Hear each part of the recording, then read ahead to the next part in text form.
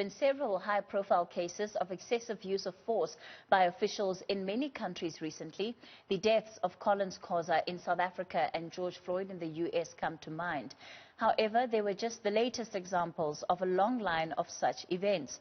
The UN in Geneva has released global standards on the use of force by police worldwide. Contributing to the guidelines has been Professor Christof Heyns of Pretoria University. He joins me now.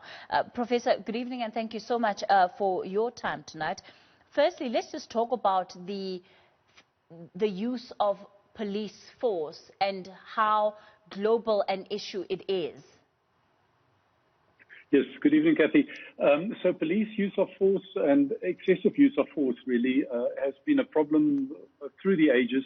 But as you've mentioned, especially in the last couple of months, there have been very high-profile cases. I don't think it necessarily means that there's a higher trend worldwide, but this is becoming much more pronounced. People know about it, and it's important that we do something about it. Talk to me about these global standards that are now being revised. What has precipitated this? Well, so in 1990, the UN adopted guidelines on the use of force in general and in particular on firearms. But in the meantime, a lot of less lethal weapons, less lethal than firearms, have been developed. So the whole idea of tear gas and pepper spray and tasers, all those technologies have developed in the last couple of decades.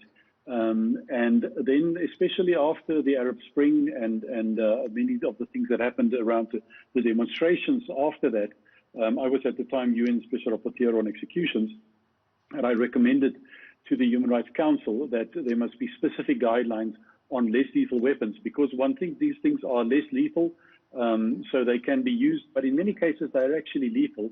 And in other cases, they can also be overused, and people can actually suffer injuries because of that, and there can be a lot of repression. And that's why we then got together within the UN, and we started about 3 years ago to develop these standards that have now been released. It sounds like such an interesting thing, because even when we talk about force itself, there seems to be different interpretations of how some of these weapons, as we're referring to them, tear gas, rubber bullets, how these can be used to pacify crowds or to disperse demonstrators.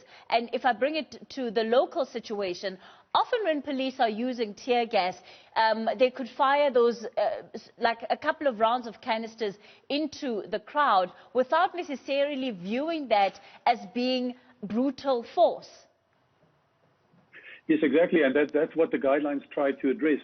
So, for example, with tear gas, one is not supposed to fire them directly at people. If they are to be used, and only under certain circumstances, if there are no other ways of dealing with the situation, they should not be fired directly at people. They should be fired close to them, and also not in such a way that there's a stampede that is dangerous. And then with many of the other weapons, for example, rubber bullets, they are often very inaccurate, and they should also only be used under certain circumstances. So there's almost a hierarchy of how these weapons can be used, and that's what we try to set out in the guidelines. Tasers as well, they should not be used against somebody who is standing on a wall or elevated position, because you lose control of your muscle. People can fall down, they can get injured. And as you mentioned, tear gas, also not only outside, but if they are used within confined spaces, they can cause people to suffocate or stampede, and that should not be done. Do you think that having these guidelines in place will serve as a mechanism in which you can hold countries more accountable for what they're doing within their borders, especially because many of those countries would, in all likelihood, be defying their own policies in terms of how to administer some of these measures should they need to resort to them? Yes, Cathy, and that's an important point. So these are international standards. They are UN guidances. There's no direct way of enforcing it, and that's not what we're trying to do with it. But in many countries, we actually looked at all the countries in the world at their domestic laws. Many of those countries, their laws are not in compliance with the international standards. They do not require necessity. They do not require proportionality, that people use as little force as possible.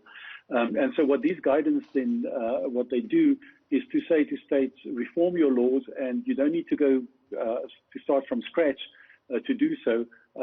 here are guidelines about the kind of language that you can use. So this is a long-term kind of thing. The idea is to change domestic laws, and that's the first line of defense, and that's really what should be done as well.